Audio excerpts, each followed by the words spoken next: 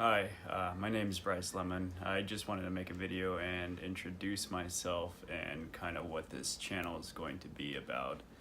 Um, the purpose of this channel, I feel like, is to answer questions having to do with the esoteric wisdom, the occult, tarot, and just different knowledge and experiences that I've gained along my own spiritual path.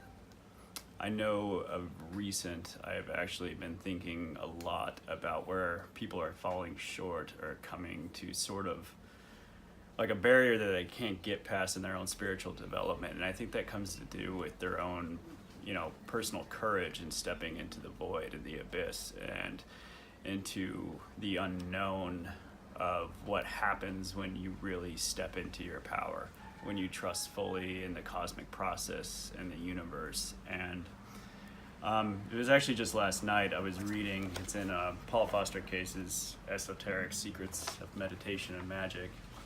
But he says that magical courage then is the natural outcome of the magician's unusual responsiveness to the influx of the spirit of life, of his perfect surrender to the direction and guidance which that spirit exerts upon all of its centers of expression, and of his conscious identification with the sum total of the cosmic process.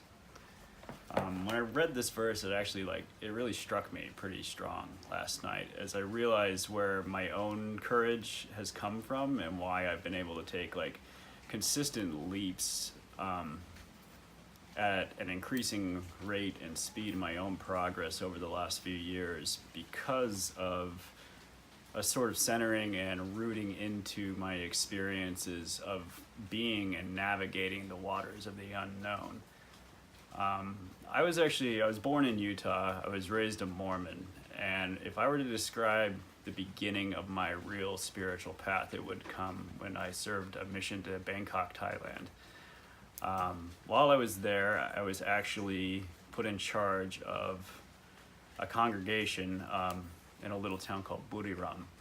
At the time when I got there was only about 6 people that had showed up, but I put in a lot of work and got that up to around 88 people.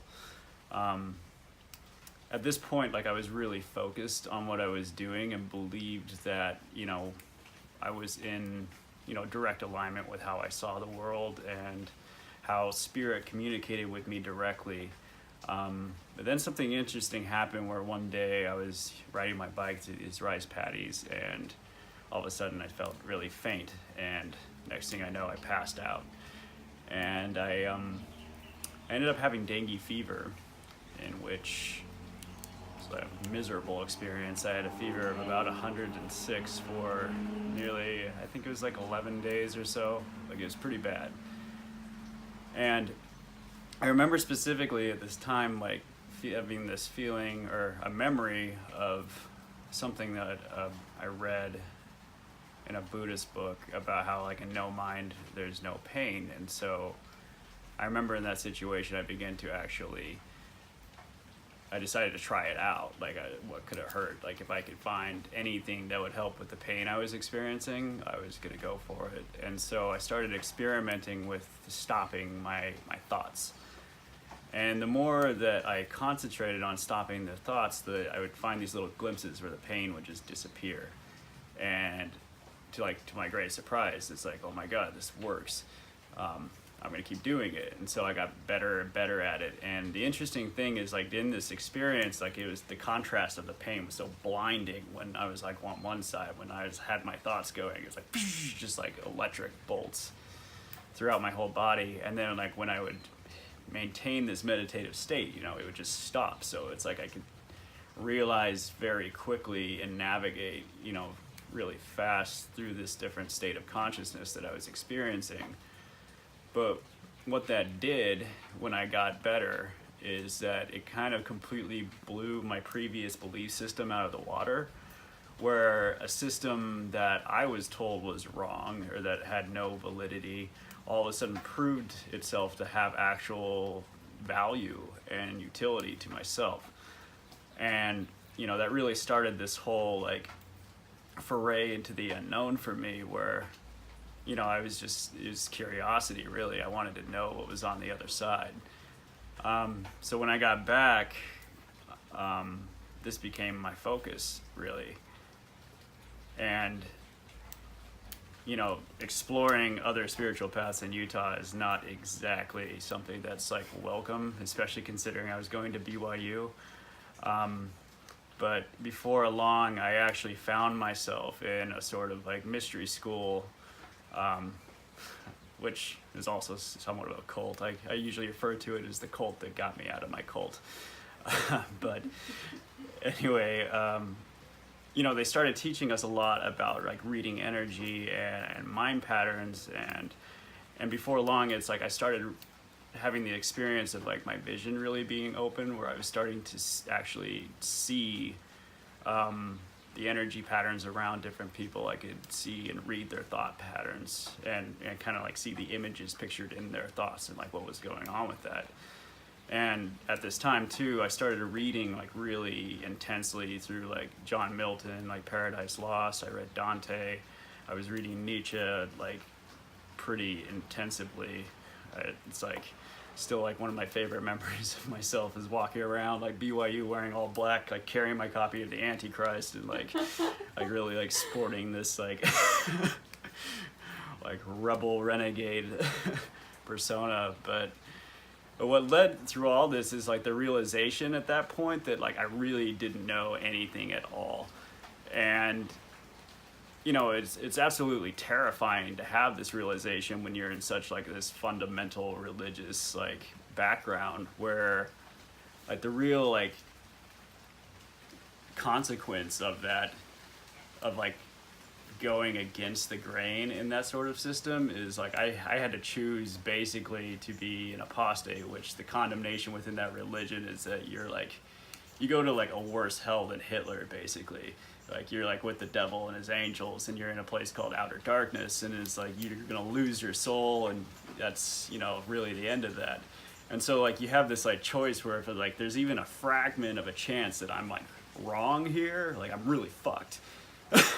So I have to be absolutely sure that I'm gonna like leave this, and I can do so confidently.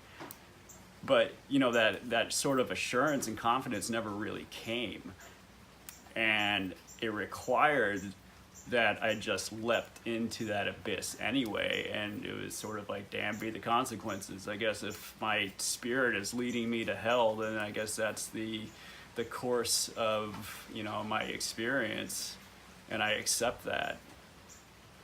And so at this point in time, it's like I really hit reset button on like everything I've ever been told. I was like, okay, if what I was told in the first place was a lie, then I'm just gonna start where like I don't know anything and start over from scratch. So at that point, it's like I declared myself an atheist. I read every atheist book I could get my hands on. I preached like atheism to everybody I met, going completely in line with my previous Mormon ways. But eventually, experiences started to show that even that atheism required more faith for me than I was comfortable with, and like faith was something that just grinded my gears at this point in my life. Like I just couldn't stand even the thought of it. So this led me to exploring more into like different things that had led to results. So Buddhism was an obvious starting point, where it's like I had that experience with dengue fever and meditation. So I started getting into Zen and reading that. And anyway, my point is that throughout my whole life, the greatest lesson and realization that I ever had was always beyond the doorway of like what I perceived at that time as being like the greatest evil. It's always like what's scariest or what you're most afraid of that's like it's the doorway, really. I was told at one point, I can't even remember like if I read it or if somebody told me, but like the most important thing that you can do right now is the thing that you're most afraid to do. Because that fear is a response to your soul's desire to push beyond the boundaries of what you're experiencing now into an expression of what it really is. And therefore, if you don't take the courage and that step into the void and the unknown, you'll never actually move beyond the confines of what you are now.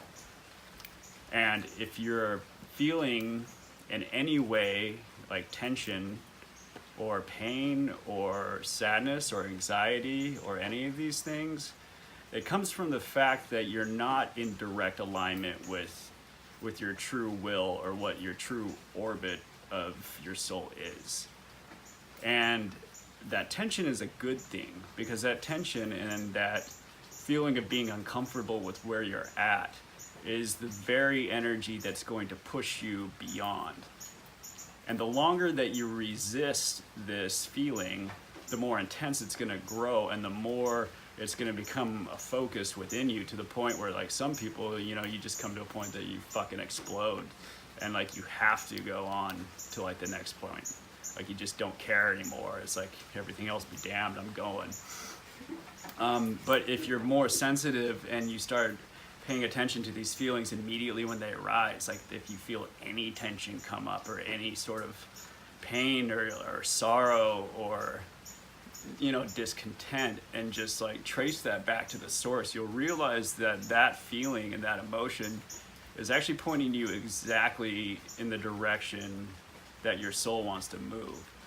And what is beyond that door, which is going to be, it's going to seem like you're facing the devil, but when you look the devil in the eyes, you're going to see that it's nothing else except projections of your own mind, and actually holds the true keys to your freedom.